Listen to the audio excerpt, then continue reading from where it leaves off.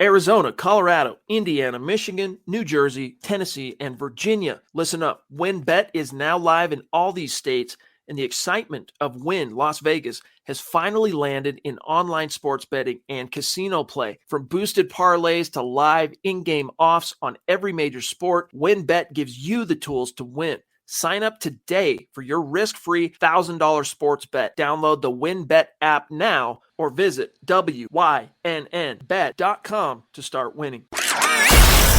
You're listening to the Huddle Up Podcast with Chad Jensen and Zack Kelberman. Join Broncos Country's deep divers at milehighhuddle.com and sound off. And now it's time to drop some knowledge.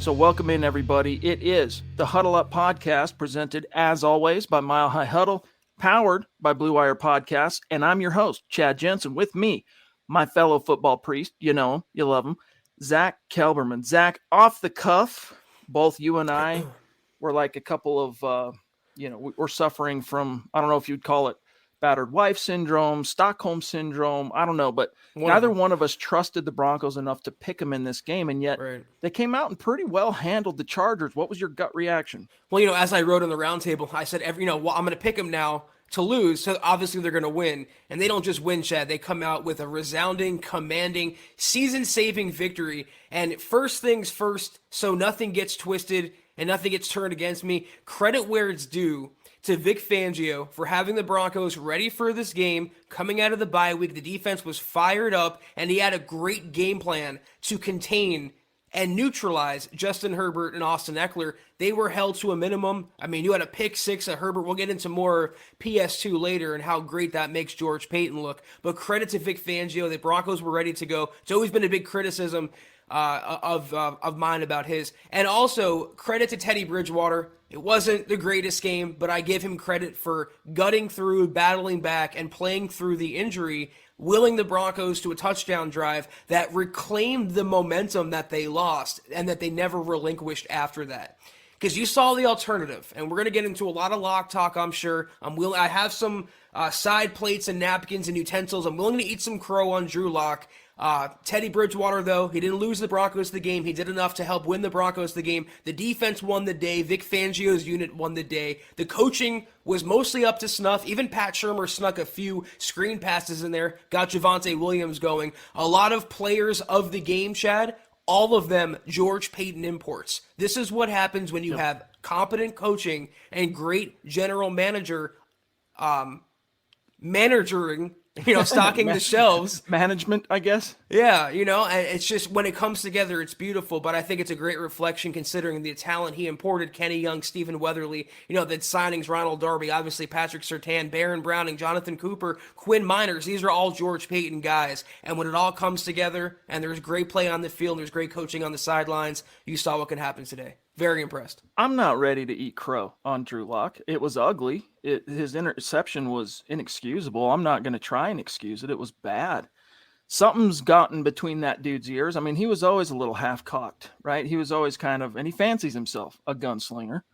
But that play was just ridiculous. You got to know you can't make that throw, especially with arguably the best safety in the NFL, or, let's just say top 5 safety in tight, close coverage, and you're throwing to your 5th or 6th guy on the depth chart. I mean, you just have to be able to do that math in your head in a nanosecond. That's what separates, true franchise guys from guys who are going to bump their head and struggle. And Drew Lock's got some of those tools, but something has gotten to him. And I'm sure it was the benching and losing his seat and all that stuff has affected him. But Zack, I don't think we need to make this podcast a referendum on Drew Lock or not. Listen up, Broncos country. TickPick should be your first choice to buy football tickets because they save fans money by never charging any service fees ever.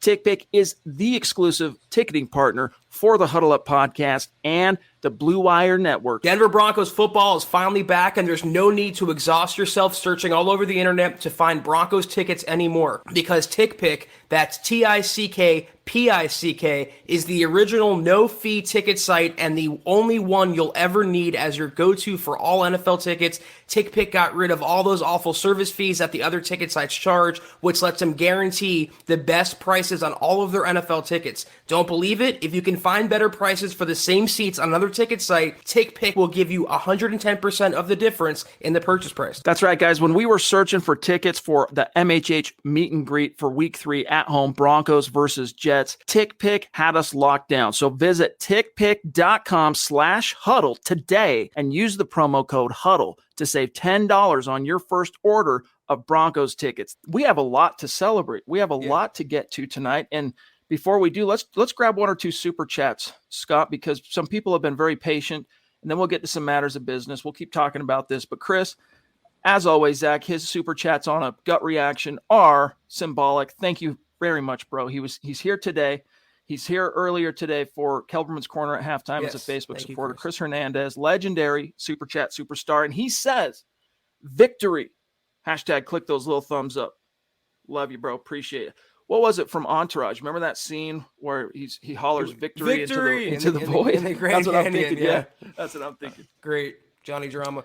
Jess C hopping in here, Chad. $1.99 super. Great to see you, Jess, as always. He goes, nice win after the bye. Rack up more W's. Let's go. You know what, Chad? Suddenly, we have playoff implications at stake next Sunday night. Huge, huge showdown with the Kansas City Chiefs. You win that game. You have the Detroit Lions after that. You're talking about maybe 8-5 for the stretch run. You're talking about a wild card berth. Hell, you might be talking about the AFC West. As improbable as it sounds, I'm not ready to crown the Broncos a legitimate playoff contender. Once more, they'll have to prove it. It can be 2 consecutive games in a row, and this wasn't a mirage. But this step forward, beating Herbert, taking command, or getting back in the AFC West hunt, they're 1-1 now. Absolutely. You have to beat the teams in front of you, and you beat Kansas City. Great things can happen. Man, it's been so long. Since they beat the Chiefs, do you dare to hope? Do you dare to dream? Christian, what's good, bro? He says, do you see a scenario where we trade for Aaron Rodgers and draft Carson Strong? Well, unless something changes, Zach, on his medicals, I think Carson Strong is a second-round pick at worst. Probably good chance he ends up a first-round pick. And so I don't see any scenario in which Aaron Rodgers gets here and you still have, I guess you do have 2 second-round picks this year. So there would be a slim chance, but I don't see it because you're going to be coughing up those picks, Zach, to acquire Aaron Rodgers, and as the camera continues to give us some fits. Yeah, I apologize about that, guys. It's true. That's the point I always want to make when these questions come up. It's going to be an either-or scenario. Because if you want to acquire Aaron Rodgers, Deshaun Watson, Russell Wilson, you're going to have to give up multiple first-round picks, plural, not just one, and you're not going to have the compensation to draft Carson Strong, a likely first-round pick, or Malik Willis, or Kenny Pickett, or Matt Corral, whatever quarterback you want to name there. So it's an either-or scenario. It's up to you and your opinion. It's subjective as to the plan that you think George Payton has. I think he'll go the younger route, but if he goes the older route, could very well be the case, but one or the other, either or. All right, let's see where we're at here. So much to get to. Chad's shiny marble jumping in. What's good, dude? The marble is satisfied. The D played extraordinary, but what in Sam Hill was Fangio doing at the end of the second quarter? Run, timeout, run, spike, run. Yeah, that's still one of Fangio's blind spots, and I think it always will be. Coach's shelf life, Zach, it's pretty finite if they don't find a way to kind of capture lightning in a bottle and figure things out.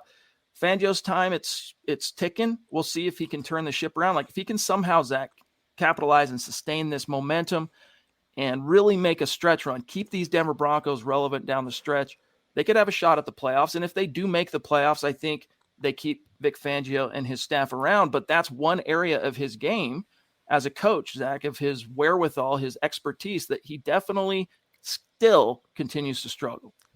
First of all, this is obviously your burner account, right, Chad? I mean, it would be too on the nose, I feel like. But worse than anything else, what is he doing challenging the Herbert run, the scramble? He was obviously down. whoever he's getting information from up in the booth, he needs to fire because he's so historically bad at challenges with the Broncos. Seems like he's never won them before, and they're getting worse and worse and more egregious. It's true, situational management was never Fangio's strong suit. It may never be Fangio's strong suit, but as long as he contains it for the better part of 60 minutes, the Broncos should be okay. Mark from Georgia, what's going on, big dog? You called me twice over the last few days. Both times you called me right in the middle of something. We'll catch up. Don't worry, bro. He says, what's up, my guys? Great team win and Lock sucks. Huddle up pod, MHH. Hashtag Scott Kennedy, a great dude. Pleasure meeting him. Have a good night. That's right. You guys had a liaison to give him his mug in Georgia, Scott. Were you able to document this meeting of the minds with a photograph? Dadgummit. Oh, well, Mark, we'll meet you next year, right? We'll catch you on the meet and greet in 2022. God treatment for the God King. Mark That's right. deserves nothing less than that. Thank you, Mark. Eclipse Stormborn had to deal over the last 2 weeks with the pain of being a Philadelphia Broncos fan and the Philadelphia Eagles stomping the Broncos and then going into a 2-week abyss where you have the bye week and you're just getting ragged on. How much of a relief it must have been for Troy, a.k.a. Eclipse Stormborn, to get a victory today, climb out of that hole. He says, happy Sunday, priests and Broncos family. Looks like Surtain is for certain. I like that. Great division win, good team win, peace and love from Philly, and, of course, his MHHU win hashtag and beat Kansas City. Yes, indeed, man. You know what's funny is I got the pick wrong, right? I picked the Chargers to beat the Broncos, but my one bold prediction was Patrick Surtain was going to get himself an interception, make a big play. Nice. He made a couple of them, Zach. Yep. I mean, you saw what he can do. He's a future All-Pro as far as I'm concerned, and maybe the not-too-distant future. He really has that upside. It's another George Paton pick, and it's crazy that people still, to this day, criticize George Paton for taking Patrick Surtain in that spot. If Micah Parsons did not exist, Patrick Surtain would be the runaway defensive rookie of the year, and going forward, he's going to be a star that shines brighter and brighter. Watching him play is a treat, Chad. And he's personally making the secondary what we thought we'd be getting going into the season.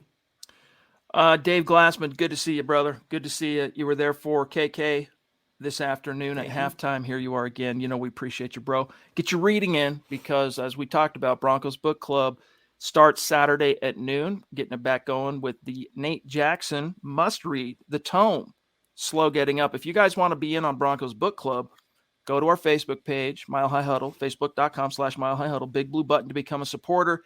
You're in like Flynn. You can either pick up the book and read along with us. And what we do, just like any book club, once a week we get together. I'll host it. It's an open forum. We share our takeaways and insights from what we're reading on the Denver Broncos, and that's what's next. So I encourage you to do that. Timmy Shields, what's good, bro? He says, great win, but proof the biggest problem with this team is quarterback, both Locke and Teddy. Yeah, neither quarterback really looked all that hot.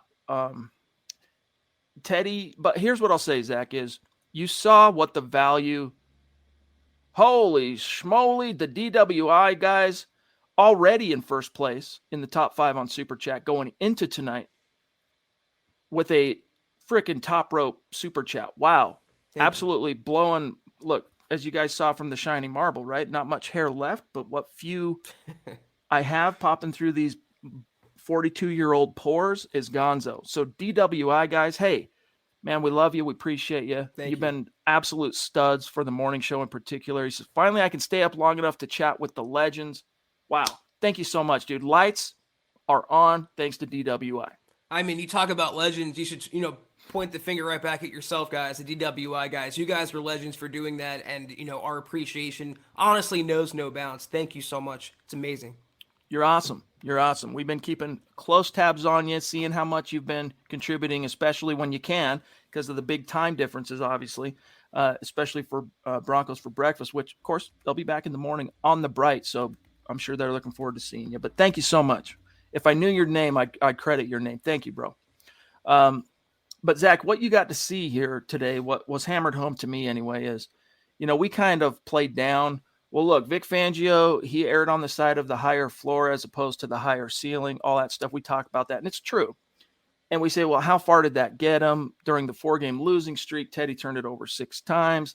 But you kind of saw today when this team plays with heart, when this team plays with intensity, the defense has the talent, the rushing game, that offensive line, whether it's twos or threes, comes in and they bowl people over. What you need is a quarterback to just simply keep you on schedule and don't give it away.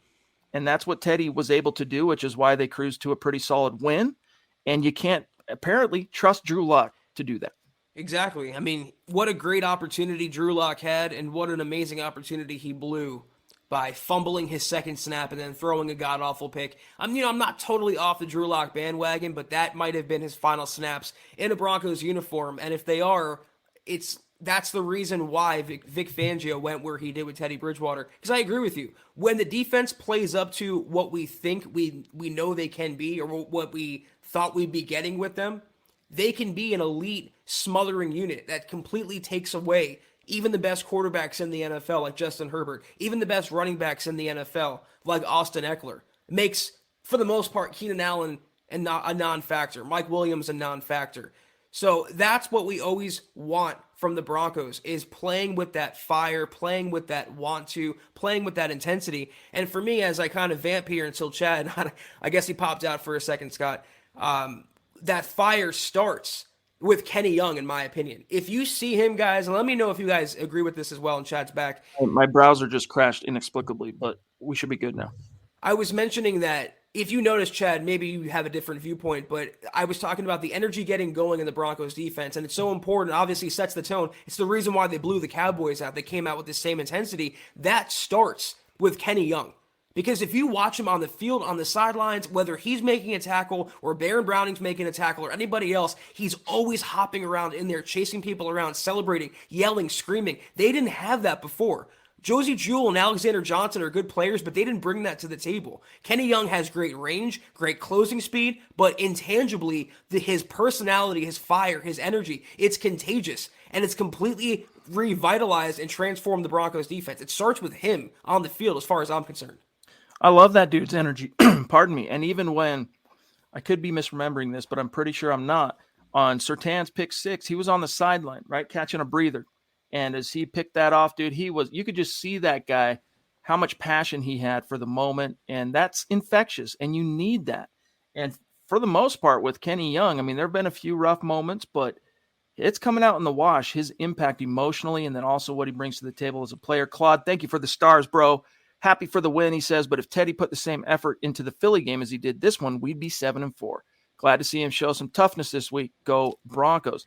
He did show some grit, Zach. And Miguel saying, great win for Broncos country. Is this Fangio's first win off the bye? Yes, he was is. 1-1. Oh, you mean all time? He was 1-1 coming into this game. 2-1 now, all time. Yeah, and the thing about Kenny Young is what he brings to the table. You saw covering Austin Eckler. You saw the same thing with Baron Browning as well. But I can't remember, Chad, the last time the Broncos had true inside linebackers with their closing speed, their range. It makes all the difference for a defense when you have a good front four, front three, when you have a great back end, or at least on paper a great back end. You're missing that cog in the middle. And just, again, his insertion into the lineup has been what Alexander Johnson's was back in 2019. It's that one little piece that you can tinker with, and it makes a world of difference. And I think it's made a lot of players better around him. Kyle Fuller in the secondary being one. I think one of the big difference between Kenny Young and AJ is AJ, very good run defending linebacker, but the emotional spark that Kenny Young provides, I don't think there's really anyone on that side of the ball that I've seen this year that can match him. Although today I saw some really cool intensity, emotional fire from Baron Browning, and golly, the future with that kid is so, so bright. If he can just stay healthy, he's a stud. Drew, what's going on, big dog? Thank you for the super chat. Great game, he says. The defense played great. Surtain, obviously. Browning had a coming out party. Respect to Teddy for gutting it out. I thought it was irresponsible and selfish to send him out limping, though. Well, I mean, look at it like this. I feel you, Drew, but Zach, here's how I looked at it. All right. Drew Lock about gave Vic Fangio a stroke. We got Zeus in the house. What's going on, Zeus? Love you. Hope you've been well. Hope everyone had a great Thanksgiving. But Vic Fangio, his job's on the line, dude. His job is now on the line, and you could sit and talk about how that's his own fault and all of his decisions and faux pas and shortcomings, or why his job is on the line. But nevertheless, when Teddy went out and Drew came in and let the ball hit the ground on 2 separate occasions, one of which was a turnover, and Teddy's telling you, yeah, I can go. I don't blame Vic for going back to Teddy when you're basically here on out, you're in must-win territory. Yeah, it wasn't garbage time. The Broncos were leading at halftime, and it was a big AFC West divisional game, kind of getting late season now. So I thought Vic Fangio, I've hammered him for sending Teddy out there hurt or not playing Drew Lock, but I think he made the right choice. And I had a thought, and I wanted to make it now while I still remember, Chad. You talk about the Philly game, and yeah, he could have done better. He could have given more effort, and, he was a major cause of that run back by Darius Slay. But underscored in that is how Jalen Hurts ran wild. Boston Scott ran wild on the Broncos defense. It wasn't just Teddy Bridgewater that lost them the Eagles game. It was a lot of factors, Bridgewater's non-tackle being one of them. But you saw the run defense step up today. You saw the containment, not just in the pocket with Herbert, but on the edges with Austin Eckler. It makes a world of difference. And that's all Chad and I have ever been saying. When we got down on the Broncos, it's always been with the caveat when they play and coach up to their potential, which has been espoused and written on paper. They can be a really good team and beat really good teams. And we saw that happen today. It's like George Payton said in his presser following the Sutton and Timmy P extensions. You saw what kind of team we can be when we play up to our potential in Dallas. And you got another glimpse of that. Perhaps not quite so just on the nose, out in front, dominant, palpable, but still a very strong win against a plus 500 opponent. Malachi Smith, good to see you, my friend. Says, glad we got a win above anything else. But if I'm Locke, I demand a trade going into next season. Glad we got a win, and I hope we beat KC next week. I think Drew is going to definitely see what he can do with his agent. This is my opinion. All right. This is not insider insight. I think he's going to see what can be done to maybe get out of Dodge because, he wore out, however you want to look at it. I still think it's questionable what happened this summer because you could have always gone to Teddy, yada, yada, yada. But his time here is pretty evidently burnt. And I think as a young player still in the league, Zach, with the level of talent that he has, if he gets another shot somewhere, you never know. And I just don't think it's going to come in Denver. Yeah, my point of view on this is I don't think Locke's going to have to beg or demand a trade. I don't think it's going to get to that point. I think the Broncos can see the writing on the wall just like Drew Lock can. So as soon as they can and trade discussions open back up after the season, they're going to do what they can in the best interest of Drew Lock and for the team moving on from him. And, I saw a comment that said who would want Drew Lock. Well, when Josh Rosen is the number 2 quarterback for an NFL team in 2021, I think Drew Lock would get another shot. NFL coaches, offensive-minded coaches, quarterback whisperers like what Pat Shurmur claims to be, they love reclamation projects. And Drew Lock would be the biggest reclamation project or one of the biggest projects in the NFL next season. So he would, for even a 7th round, 6th round draft pick, conditional, whatever, I think he would draw some interest, and I think George Payton will oblige him with that in the offseason. There's some coach, at least one, probably more, who had a decent evaluation on Drew Lock coming out in 2019, who thinks if I could just get him under my wing, if I could just get him in my system, I think he could be X. So we'll see. Randy, what's going on, bro? By the way, your jersey ordered today. Thank you for the information.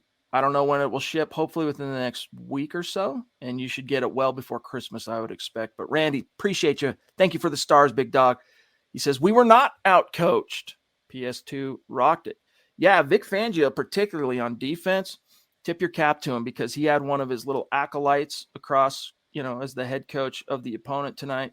And he showed him, hey, let's not forget, I'm the master here of this scheme. And let me show you how to confound one of the most hype-filled quarterbacks currently in the NFL. Made Justin Herbert look pedestrian. Great word. I was thinking the exact same thing. Yeah, I don't think it's a measuring stick for Vic Fangio because there's an argument to be made that he should have outcoached his former, student in Brandon Staley. He should have been the master in that situation. What I give Vic Fangio bigger credit for was, again, having the Broncos ready for this game. We saw so many instances, Baltimore, Vegas, Pittsburgh, where they came out completely flat, like they wanted nothing to do with the game. Cleveland, for example, this was the opposite of that. This was that Dallas intensity. And if they can just maintain this, whatever Vic Fangio did leading up to this game, just replicate that going forward. Don't make any changes, be superstitious, and keep in your regiment, because this works for Denver. Having your players ready to play leads to good things. What a concept. All right, here we got West Side Philly. What's going on? Appreciate you. Not making any excuses for Locke, but as soon as he entered the game, the play calling went from no creativity to I don't trust this guy, and that energy played a part in that terrible play, in my opinion, probably. But here's another thing, a bone that I have to pick is how you interpret what I'm about to say. I'm not sure. I still don't quite interpret it. Do they trust Locke or don't they? I'm talking about the offensive guys, because when he came in on his first third down, it was a 3rd and 3, I think, 3rd and 4. They ran shotgun, but they kept Javonte in the backfield. And I'm thinking, okay, here we're going to get one of those Peyton Manning shotgun handoffs to Noshawn Moreno, right off the opposite tackle. But then he motions out, Zach, and Javonte's gone, and he's in the empty on 3rd and short. And it's like, all right, okay, we're telegraphing it's throwing time. That means that would imply anyway, Zach, that you love or you trust the quarterback, or you're not, at the very least, you're not worried he's going to do anything bad. Then he scrambles, and that's where the fumble came, right? And Timmy P picks it up, big heads-up play, gets the first down. But it's really weird. It's really weird. Thank God that when Drew was in the game after that, the Broncos' rushing attack turned on, and it was mostly smooth sailing till that pick.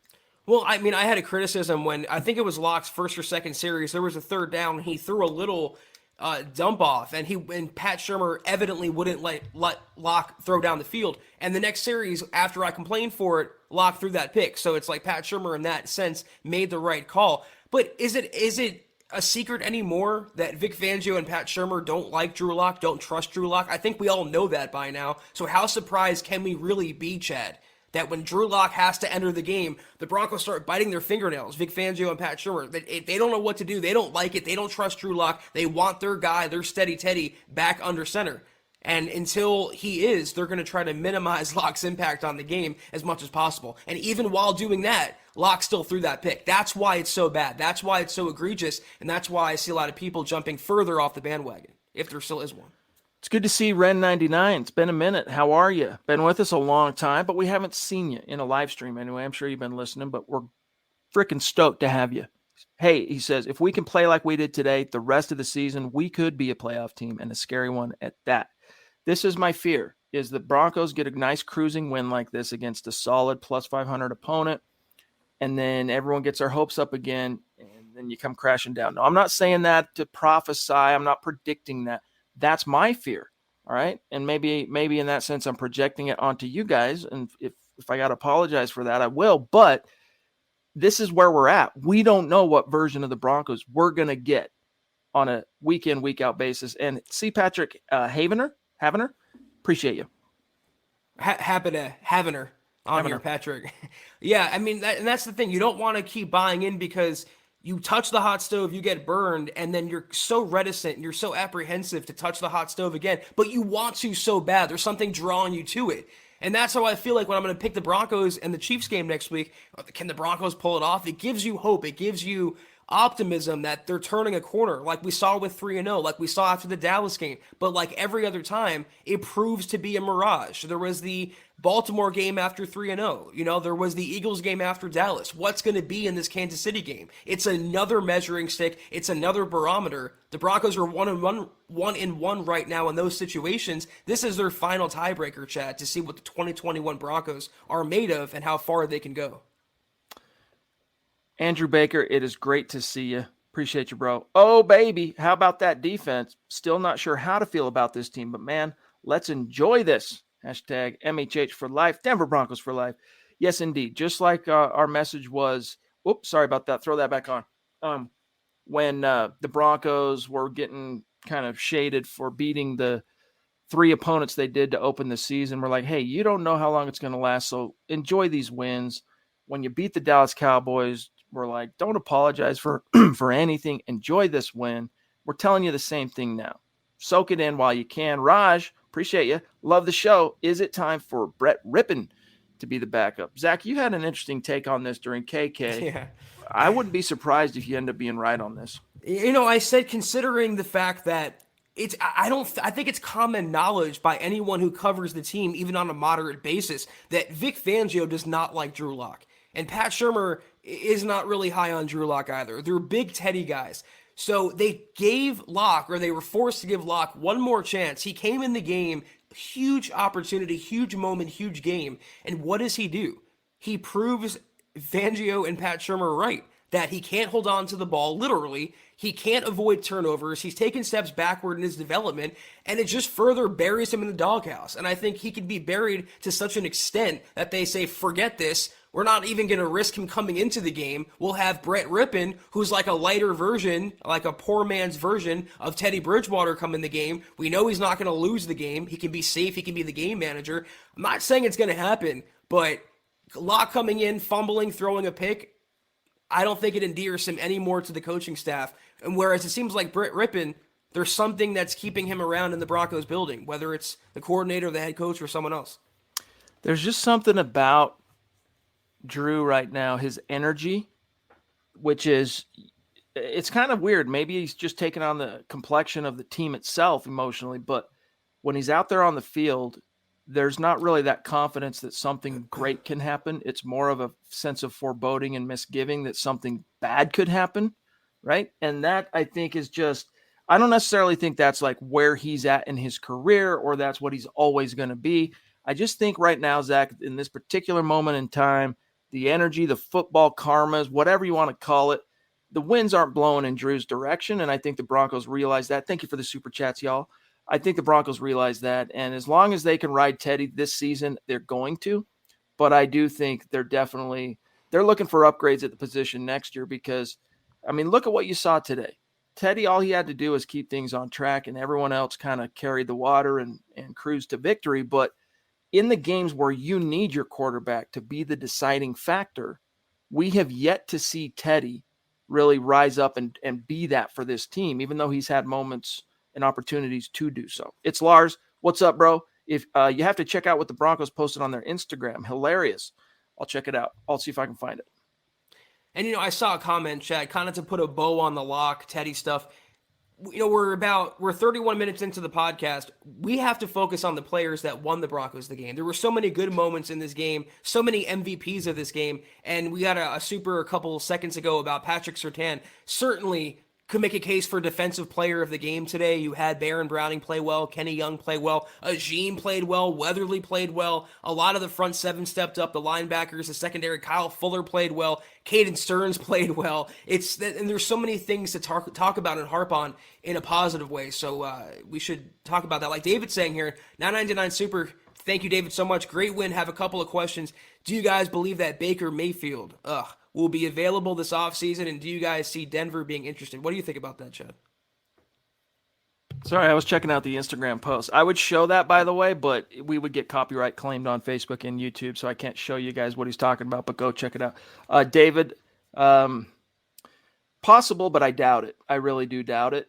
I know he's been banged up and whatnot, but when you've got a guy, I don't know. I just think they've searched for so long, and you've got more reason, in my opinion, to believe if you're the Cleveland Browns that Baker can be your guy long-term than you have to not believe it. So let's see, 18, 19, 20, 20, 21. Yeah, I mean, they picked up his fifth year, so he's going to be a Brown next year unless they try to trade him. What have you heard on that topic? I mean, are there Cleveland insiders saying the Browns are going to look to move on? Why is this even a subject?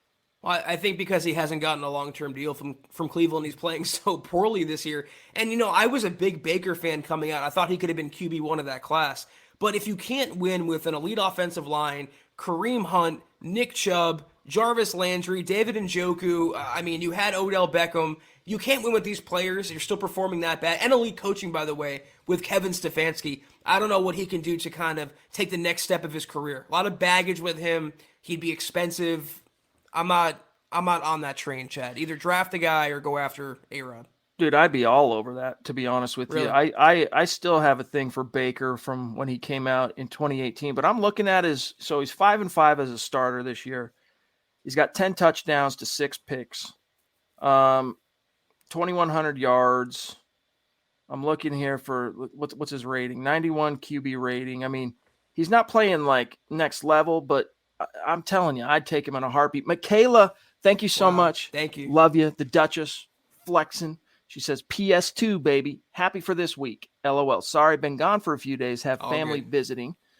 No need to apologize. We hope you got to enjoy your family. We hope everyone within the sound of our voice got a great chance to be with family, whether it's those you see every day or those that you don't get to see as often.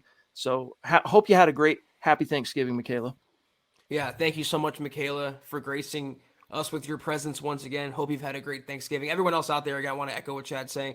And what a way to punctuate it, Chad, with the Broncos commanding victory like today. Hope you're enjoying, Michaela. Everyone out there, PS2 was a baller today. Again, future All-Pro. If not this year, definitely next year. I don't know about Champ Bailey 2.0, but my God, what a player. Zach, pop quiz, okay? Baker Mayfield has started 55 games. What do you guess is his QB record?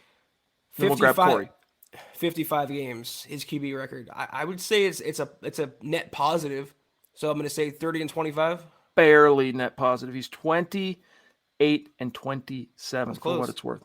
Corey H., thank you for that very generous super chat, my friend. Thank you, Two of the last three games, says Corey, the Broncos defense looked as advertised. Huge test next week, but this week, nothing but good things to say about our defense. Like they said at halftime, this Broncos team is a quarterback away from being a Super Bowl threat. That's true in so many ways. They need that. Again, George Payton told you how he defines a franchise quarterback, and that's a guy who can put a team on his back and win the game. When everything's going against you, or just simply when it's time for the quarterback to take over and really be that difference, that's how he defines a franchise quarterback. Teddy's not that guy. Doesn't look like Drew's that guy. Go find that guy. Exactly. Whatever you have to do, whatever stone you have to overturn, you got to get that franchise quarterback. I would go the younger route. I would draft a guy and hope you can have the right coach to develop him. But both things can be true. And we're going to get this argument throughout the week now, Chad. It's inevitable. Teddy is not the future. Drew Lock is not the future. Both things are true. So you have to navigate to something else. You have to pivot to your next guy. And I think that guy comes through the draft. Hopefully. JJ, what's going on? Good to see you. Thank you, my friend. Gotta love the young O-line guys carrying our backs for extra yards. I love it. I do, man. I mean, Dalton Reisner got hurt today. Lower back, I think it was. Shocker. Look, man, he's had some bad luck on the injury front this year. He's just really nicked up and banged up this season. But the offensive line, dude, I hate to say it, when he's out of the game, they play better. And today you saw Netani Muti step in. Quinn Minor's already a starter at right guard. Got to be excited about those young guys. Even Lloyd Cushenberry looking good today. The tackle situation, it's touch and go till they get their starters back. Calvin Anderson, I don't know if there's been an update yet on his situation. But, hey, shout out to Quinn Bailey for coming in, and they elevated him off the practice squad last night. So props to him. And then here's Travis, Zach, and then I'll serve it over to you. Thank you, Travis.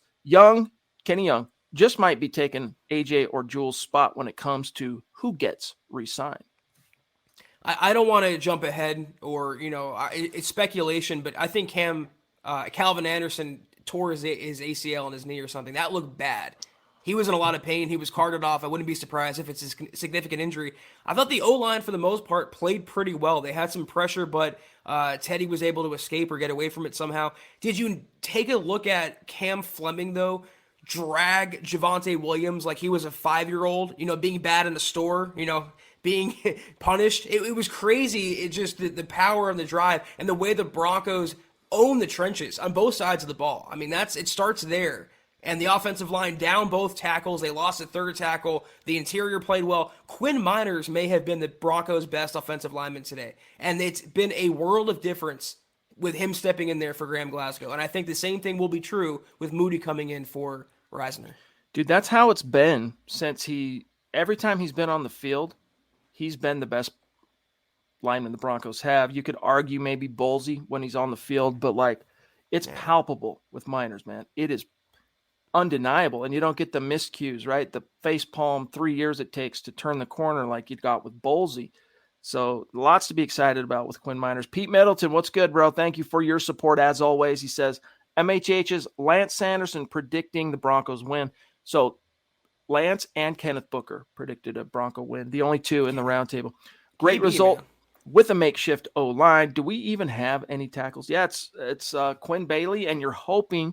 I mean, I think, Zach, there's pretty good reason to expect, because Garrett Bowles is healthy now. He didn't play today because he's on the CV reserve list, and you need 2 negatives in consecutive days tests to clear and come off of that list. And I think there's good reason to believe he will this week. So you're probably getting Bowlesy back for the Chiefs game. And then, we'll see about Bobby. But once you get those tackle situations stabilized, I'll be interested to see what kind of juice this O-line can really muster down the stretch. Yeah, I hope for Garrett Bowles. I don't think it's a certainty because the league is increasing their protocols, and Garrett Bowles has to also be asymptomatic for a certain amount of time. But I think he'll be coming back. But you have to protect yourself. But then you'd be one snap away, something happening from starting Quinn Bailey. What if one of them gets hurt? Cam Fleming is not the solution at right tackle either. They miss Bobby Massey. So I would maybe see a practice squad call-up or maybe even an outside signing just to give yourself some insurance because you're obviously snake-bitten at that spot. It's not losing one tackle. You're on your 4th one now. Dude, Pat Surtain, 2 picks and 4 solo tackles. The dude is like, I don't know, it's really weird. The number throws you off. It's still, for me anyway. When I see a 2 on a player that it shouldn't be, I still, my subconscious tries to categorize as scrub, right? Like it's preseason game or something. It's so perfect, though. It fits in. I hate the single numbers, too, but it's so perfect. It does. But, dude, he reminds me of Champ Bailey. He really does. Just that, his swagger, his length, his style. Not quite the athlete that Champ was, obviously. Not many human beings that have ever walked the earth or the athlete that Champ Bailey is. But, Justin, what's going on, brother? He says, I hope the Broncos don't get us all excited just to rip it away down the stretch. Hey, man, join the club. We're with you on that. But, it's one day at a time, one game at a time. Put it all behind you. Put the future. It's just what's on the plate for this week. And guess what? Kansas City Chiefs, primetime flex. It's going to be dope. Just to your point about PS2, am I the only one that maybe sees a little more Jalen Ramsey than I do Champ Bailey? I mean, just his length and his ball skills, and I see maybe a later career transition to safety, kind of like Kareem Jackson's done. I mean, regardless of his player comp, he's going to be an all-pro, I think, for years to come, and you just saw a glimpse. His first preseason game, Chad, he was housing a pick. I mean, that was just a sign right there. The Broncos got a really good one, and I hope no one from this point forward doubts Peyton's pick at number 9 from this year's draft. Broncos fan 13, appreciate the super. Great win. Also, do you guys know the status on Michael Ojemudia and Asang Bassi? Kyle Fuller really struggles in man coverage, especially in the nickel. He's not used to playing nickel, Kyle Fuller. He's always been a boundary guy. But I'll tell you, Asang Bassi's on the roster. Michael O, not quite. Let me double check something here, Zach. I'm relatively certain that Asang Bassi's been activated. We just haven't quite maybe seen him much. Let me double check that. What Vic Fangio intimated recently was that Michael O is a little further behind than Asang Bassi. I wouldn't be surprised to see Bassi play next week.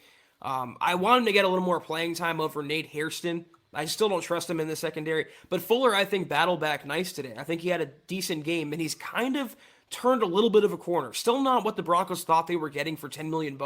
Not the player he once was, but a little better than what he was to start the year, I think. Yeah, so Michael O's still on injured reserve. All right, Asang Bassi, pardon me, number 34.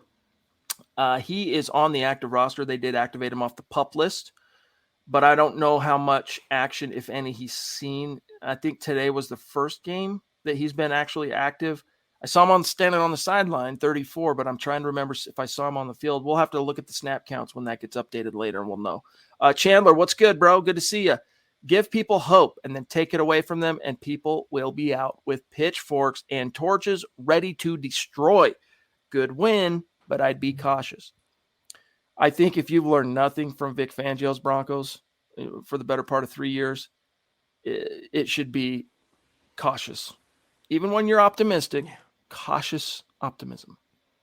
It's what I always live my life by. Cautious optimism. You always waiting for the other shoe to drop, Chad. You have it in the back of your mind that things could take a turn because that's what the NFL is. It's any given Sunday. No one expected the Broncos to come into Dallas and lay that whooping. I don't think many expected the Broncos to look as good as they did today. Conversely, raise your hand if you thought the Broncos would lose to Cleveland, or they would lose to Philadelphia, or, okay, Scott, I see you, or Vegas. I thought the Broncos, those would be gimme games or easier victories, and they weren't. So anything can happen, but this is another, like I said, litmus test. It's a mile marker, barometer, whatever word you want to use. This Kansas City game, however they come out, however they battle and play, I think will paint the real picture. It's crap or get off the pot time. It's late season now, week 13. Did we shout out Seth Harmon for the sticker? We don't have time to try and find it, did we? So. Either way, Seth, thank you, bro. Yeah, so I'm looking at this statistically, all right? The Broncos sacked Justin Herbert 4 times. Deshaun Williams got a half sack along with Malik Reed. And then you've got Big McTelvin Ajim. They had a hard time pronouncing his name with his first career sack, and it was a well-earned. I mean, that wasn't one of those cleanups coverage sacks, Zach, where a big guy, gets to notch a statistic. He beat his man and got home, and it was really cool to see, and actually excited me because you got to remember with McTelvin Ajim, this cat was a edge rusher at Arkansas, converted him eventually to inside where he put on pounds, and so he's got some twitch to him, but he's maybe taken a little bit longer to kind of percolate, Zach, than I think some fans hoped, being that he's a 3rd-round pick, but great to see today. I mean, just another feather in the cap of Bill Collar, the NFL's best defensive line coach. Whether it's Shelby Harris, Draymond Jones, Mike Purcell, even going back to Derek Wolfe and Malik Jackson, Bill Collar really is incredible. And McTelvin Ajim is going to be the next breed of Broncos starting defensive linemen. It's great that he can stop the run. That's what he was drafted to do. And I think he'll eventually take Mike Purcell's starting spot as the anchor of the front 7 long term. But when you're getting pressure like that, when you're beating your man one-on-one in pass rushing, and you are the stature of McTelvin Ajim, that's impressive. You get that pressure, it makes everything easier for the other players, the other defensive linemen, and the other linebackers. And that's why it seemed like every time Herbert dropped back, he was scrambling for his life or breaking contain. David Wilder says, what would it be like if Pookie was given 20 carries? I think he gets better as the game goes on because he can wear out a defense. He's one of those guys. Very, very apropos. Good insight there, David. For what it's worth, he finished up today with 14 totes to Melvin's 17. Melvin got 83 yards. Javonte picked up 54 on the ground, and then Javonte also chipped in 57 receiving yards on 3 receptions, whereas Gordon caught 1 ball for 5 yards. So it ended up being Zach, the rookie, leading the way on one side of the ball and a rookie leading the way on the other. So you got to love seeing that, man. That hints at a very bright future for this team. Well, think about it. The Broncos, and this is my opinion, you guys might agree, the Broncos got the best cornerback and the best running back in this year's draft class at picks 9 and 35. I mean, what tremendous value. And, Melvin Gordon might get more carries. He might be the RB1 in title because of his veteran status. But I think anyone who watches the Broncos knows Javonte is RB1. I don't think I've ever seen him go down on first contact. I don't think I ever will, Chad. The way he runs and bulls forward and the contributions now to the passing game when he bolted down the sideline and breaks tackles, he is so multidimensional and he is a prototypical workhorse. The sooner they make him the starter and give him upwards of 20, 22, 25 carries a game, the better off they'll be for it. I hope Pat Shurmur learns that. Yes, indeed. Joe Spade, thank you for that very, very generous super chat. Joe says, whole defense was great. Simmons catches a few of those as well, and it would have looked even better. A Ajim sighting, really liked the pass rush and passing defense. A decent job containing Herbert from running. Love the show. Thank you, bro. Go Broncos. For what it's worth, I mean, Justin Herbert, I wouldn't quite say they contained him as a rusher. He finished as LA's leading rusher with 36 yards, and I know that's nothing to write home about. But he gashed him a few times, especially on 3rd down. But look, Zach, if you take away his scrambles, the Chargers got 36 rushing yards today on 13 tries. Unbelievable. I mean, Vic Fangio not only put the smack down on the passing offense, but, he he laid it down against the run. I love seeing that. I think going up against Brandon Staley emotionally got his dander up. And, Austin Eckler, he did a little damage in the passing game, but it wasn't like he went off for 150 yards and 3 touchdowns. He was mostly contained there as well. So when you neutralize Herbert, you take away Eckler, you're shutting down that Chargers offense completely. And that's why you saw when Herbert had nowhere to go, where they couldn't get into 2nd and 3, 2nd and 2. That's what they live on, Chad. Not 2nd and 9, 2nd and 8. You saw the pass rush get home and the defensive line step up. It was an all-around great effort on defense. Started with the coaching, the game plan, and ended with the performance on the field with the talent. Kevin G, what's good? He says, what's up, guys? You probably talked about this, but do you think the money given to your wide receiver is a sign of getting a quarterback? I hope Aaron Rodgers. Who do you want? I don't have a fully formed, crystal perfect take on this quite yet. I'm still kind of marinating on that. But if you could get Aaron Rodgers here on a relatively cleanly, all right, and by that I mean you're not completely mortgaging the next 2 years of the draft, that would be probably my first go-to, would be Aaron Rodgers, because I think, he's a guy that's probably going to play another 5 years minimum. Not minimum, 5 years. All right, 5 years, I think you could be relatively confident in that. But at the end of the day, guys, this team has still never drafted a franchise quarterback ever. So they got to get it right. And something about George Payton tells me that if there's going to be a guy that can change that, Zach, it's going to be him. And I shouldn't say never drafted a franchise, because I think Jay Cutler was trending in that direction. If you don't fire the band, get rid of Mike. And even if you do get rid of Mike, you don't trade Jay out of Denver. So something about that move affected his feng shui as a quarterback, etc. But I'm still leaning towards A-Rod. But you know what, Zach? If George Payton surveys the 2022 quarterback class and doesn't see one worthy of, a first-round pick, I'm going to trust that. And I just got to hope that if that's the case, he's got a better backup plan than Teddy. Well, I mean, if you want to look at the facts and follow the breadcrumbs, George Payton has personally scouted 5 incoming quarterback prospects in the 2022 class. I know it's part of his job, but he's been there in person to see these quarterbacks, and last night was Carson Strong. So I don't know that he's paying the receivers because he has a certain quarterback in mind that he's angling to get. I think he's paying the receivers and building the supporting cast with Jerry Jeudy, Alberto, Noah Fant added in, Javonte Williams, because he wants to make things better for whatever quarterback comes along. Whatever way he decides to go, every quarterback likes weapons, Chad. Whether you're a rookie or a veteran, you need weapons to succeed. And George Payton knows that, and he's leaving himself wiggle room. Everything else is done. All you got to do is put the center, the fourth spice in the middle of the table. And that fourth spice is the quarterback, whatever route he goes. I want a rookie. I want a younger guy, hopefully with the right coaching to develop in. We go against the Herberts of the world, the Carrs of the world, the Mahomes of the world. Those were all homegrown guys, drafted and developed. It's time the Broncos do that and not keep relying on everyone else's leftovers.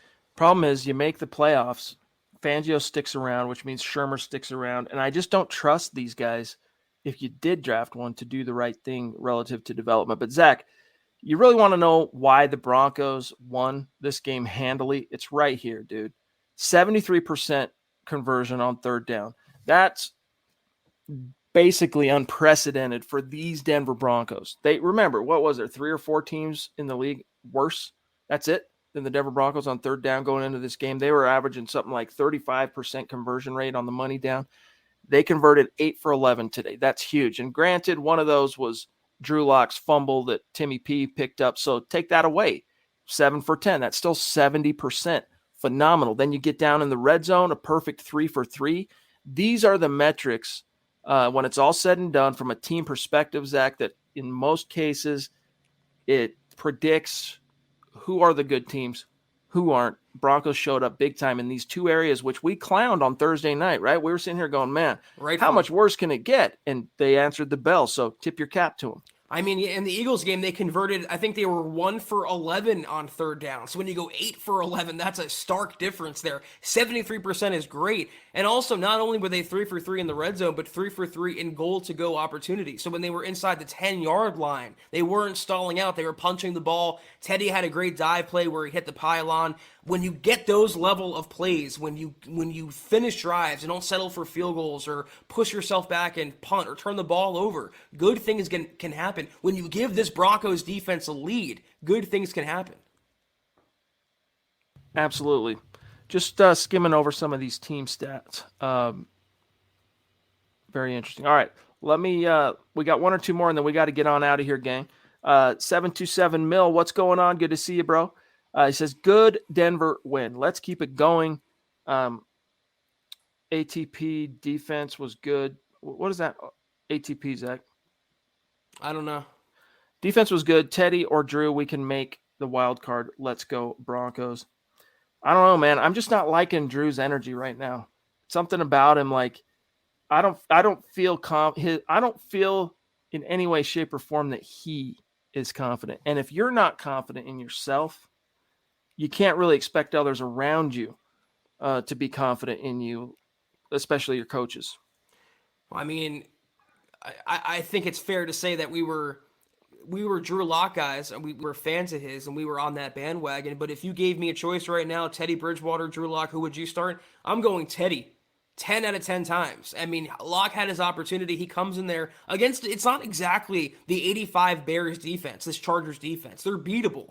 I mean, they're beatable, especially on the ground with the running plays. And you had that going, but you come in the game and you're getting harassed and a body's draped across you and you don't ground the ball, you don't dirt the ball, you don't throw the ball out of bounds, you don't eat the ball and take the sack and live to fight another day. No, you make a stupid throw, an errant throw that cost your team a turnover and consequently a touchdown. Yep, momentum, big momentum swing. That guy can't play. If the Broncos want to play this brand of football, they can win with Teddy Bridgewater. They can't win with Drew Lock doing that.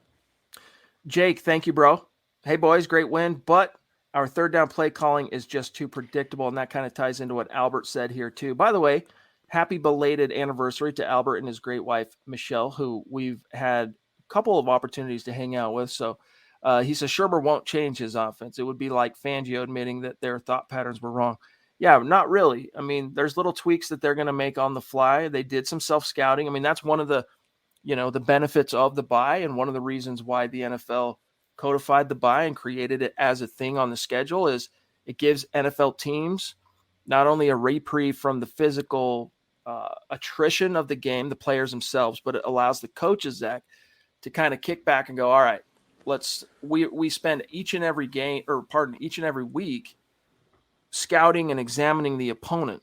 Let's turn that lens on ourselves and scout ourselves as if we were the opponent this week. What do we find as those glaring holes, weaknesses? What are our tells? What are the things we can perfect? And hey, credit to them, because it looks like they figured out some things as far as third down, red zone. They didn't have to throw it a lot today. That was just kind of the way the game flow went. But if I'm going to pick any nits in today, Zach, it's that from a game planning perspective, you got Cortland Sutton, all right, and Tim Patrick, your brand new, newly paid franchise wideouts, combining for a gross 6 targets, 4 receptions, and 40 some odd yards. I mean, it was that kind of a day where you didn't need to go to him that much, but even Drew Lock, he put one up for Cortland deep. What happened? Exactly. Cortland drew a freaking penalty. You got to do that a couple of times a game. Teddy just doesn't do that, period. End of freaking story. That's a big trend around the NFL now, is like kind of purposely underthrowing a deep ball and hoping the cornerback has no time to take, to turn around, get his head around, get his arms around. It usually draws a DPI, and it did in Cortland Sutton's case. That's what's so great about Cortland Sutton. That's why you paid him $36 million guarantee, Chad, because it's either he mosses you or he draws a penalty. That's a really good proposition for a receiver to be in a jump ball opportunity. In terms of Pat Shurmur's play calling, though, to get back to a previous question there, when you go 8 for 11 on third down, it's hard to really criticize that. I'm the first one to criticize Pat Shurmur's lack of creativity. He did impress me, though. It was later in the game. I can't remember exactly which drive. Third down, he dials up a screen. Perfect situation. I think it was to Javonte. Totally caught the defense off guard. Perfect play call in that opportunity. You can get by with the kind of game Pat called today. It wasn't perfect, but it was enough. It was better than it's been in certain weeks. Not saying a lot. And you got an inspired performance from your depleted backup offensive line. still led by Lloyd in the middle, and your running backs were fire today. Coach Chris, what's going on, big dog? Good to see you, Coach. He says, glad to hear you guys tonight. We're trending on the up of this yo-yo season. A need, quarterback, right tackle, and new coaches. The defense carried us today. I don't know, man. Maybe you could survive and thrive with Vic Fangio as your head coach. But I need to see what you saw today from the offense from Pat Shurmur at least 2 times in a row. Yeah. I need to see some modicum of presence of mind, consistency. If I see it twice in a row, I'll start maybe considering changing my tune on Pat Shurmur in particular. But this dude has, let's be frank, credit him for today. This dude has sucked as an offensive coordinator for your Denver Broncos. Let's not, pretend otherwise. Love it. I love the hot takes, Chad. They always hold water when you say them as well. He really has been very, very underwhelming, but every now and then he'll game plan for an opponent. The Chargers are so bad against the run, so he increases, relatively speaking, to the previous games, the touch count for Javonte and for Melvin Gordon. When you're getting Javonte the ball in his hands, whether through the air or on the ground, it's a good thing. Same for every other player on the offense. So when he learns that and he utilizes that, it's decent. He'll never be Sean McVay. He'll never be Bill Walsh. Far from it, Chad. But he can be better than he's been at some points this season where you wonder how he ever broke into the NFL in the first place and what decade is he living in. Just constantly try to scheme for your opponent, scheme to maximize your own strengths, and with this talent on paper, you'll be okay. We never talked about this question, Chad. Oh, the Broncos also need a running back and a receiver and a tight end. It was always coaching and quarterbacking. The rest of the roster was fine. And we're seeing that come out in the play of players like Cortland, Tim Patrick, Jerry Jeudy, who had a nice third down conversion, Javonte Williams. It's always been the quarterback and the coaching. When those things are up to par, you see what can happen. Dallas and now Los Angeles. And think about the number of studs you've lost. I'm not just talking trading Vaughn, but let me just throw a few names that are chilling on injured reserve right now. Bryce Callahan, Graham Glasgow, KJ Hamler, Josie Jewell, Alexander Johnson. Let's see who else. Michael Loeb. We haven't seen him yet this year. Kareem was out for this game. Shelby Harris was out for this game. You know. Yep. Vaughn is obviously not around anymore. This entire roster is turned upside down, but the Broncos still have enough talent. Their cupboards are still stocked to that extent where they can weather that if they just coach and play to their potential. It's really simple as far as I'm concerned. All right, guys, last one, then we got to go. From Michael, he says, George Payton was at the Nevada-Colorado State game last night scouting Carson Strong. Go Broncos. You bet your bottom dollar he was scouting Carson Strong. Josh coming in clutch. Strong went 17 of 22 for 288 and 4 touchdowns. He's a nice quarterback prospect. I think he needs upper-level coaching to really unlock his abilities. Matt Corral, for example, has a safer floor, but, Carson's doing some nice things for Nevada for sure. I've just got concerns on that knee. If teams sign off on it, then I'm not even going to trip. But Zach, if you wouldn't mind doing the rundown, I'll see how we finished on Facebook. Shout out our great Facebook community, and then we'll dip on out of here. Okay. That's a visual I didn't need tonight, Tommy. I'm trying to enjoy this victory, but that was the Huddle Up podcast, guys. Until we see you guys next, which will be tomorrow night for the aftermath of the Broncos' great win today against LA. Follow the pod on Twitter at HuddleUpPod. You can follow the main mothership account at Mile High Huddle for all your Broncos news, transactions, rumors, film breakdowns, and so much more. Follow Chad on Twitter at Chad and Jensen. You can follow myself at Kelberman NFL. Follow Scott at Scout Kennedy. And if you haven't, guys, go to huddleuppod.com and get yourself a really comfy, really warm, really cozy MHH hoodie. Get yourself a Football Priest dad hat. Get yourself a trucker hat. A lot of things are there for your purchase for the holiday season right now at huddleuppod.com. Also, facebook.com/milehighhuddle. Some of you guys, as we alluded to, join me at halftime for Kelberman's Corner. I go live halftime of every Broncos game. Chad's has Broncos Book Club. Eric has Trickle Zone. Each and every week, guys, 3 exclusive shows. Hit that big blue button. Become a supporter today. I promise it's worth it. Also, facebook.com/milehuddlepod. Like that page. And guys, go to Apple Podcasts and leave your Football Priest 5-star review for a chance to win a hoodie, hat, coffee cup, whatever, each and every month. But if you can't do any of those things, do these 3 things. To take a few seconds, subscribe, like, and share this video, and every video you see on the MHH channel helps us grow, Chad, and reach more Broncos fans just like y'all. Those are the things you can do to really support us beyond what we see so many of our great community members doing with super chats and stars and subscribing on Facebook, becoming supporters in that way. These 3 things, each and every one of you can do, and it is one of the metrics with which we kind of decide, are we doing a good job? Do the people love us or not? That's how. Are you subscribing? Are you sharing? Are you liking the videos? Big signs. Shout out to these great superstar senders on Facebook tonight. Rando at the top in the great white north of Alaska. Appreciate you. Tim Hoffman, Cameron Wadman, Pete Middleton, Doug Raquel, C. Patrick Havener, Andrew Lampy, Shane Daniels, Zeus McPeak. Good to see you, Stu. Travis Weber, Andrew Baker, David Wilder, Raj, Yvonne, Claude, Miguel, George, Dave Glassman, each and every one of you, thank you. And as Zach mentioned with the Apple Podcast 5-star, we will be doing the raffle for that for the month of November on Wednesday night's show. So go get your 5-star review in. Your name will be in the hat. You'll get a nice little MHH care package just in time for Christmas. And don't forget also tomorrow morning, guys, Broncos for Breakfast with Nick Kendall, Scott Kennedy. Check that out. Be sure, 7:30 a.m. Mountain Time, 9:30 Eastern. And with that, I will let Zach sign us off. Yes, sir. Chad, have a great rest of your night. Scott as well. Everyone out there, thank you for tuning in. Take care, guys. And as always, go Broncos.